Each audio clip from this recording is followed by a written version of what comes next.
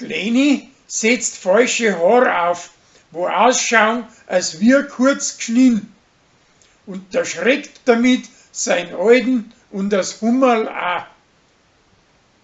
Sarah hat seiner preisischen Gspusi einen Termin angesagt, und wegen den hat sie die einen angesoffen und nachher in der Zoologieprüfung einen Vierer geschrieben.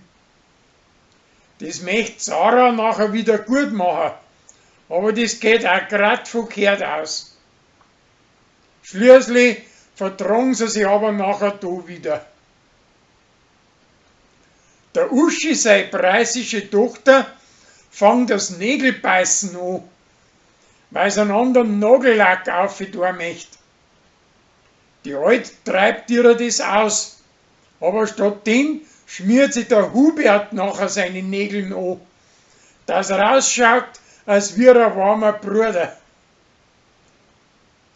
Der Pfarrer verlangt von Emil, dass er im heurigen Jahr noch an alten Leuten einen Gefallen tun soll. Der probiert das x-mal und am Schluss schafft er es nachher grad noch. Der Rolli glaubt, dass auf Silvester ein kreislicher Sturmwind kommt und hält die Feuerwehrleute auf Trab und riecht alles her und spart den Christkindlmarkt zu, samt denn, dass die Mehreren dagegen haben und die Bürgermeisterin auch.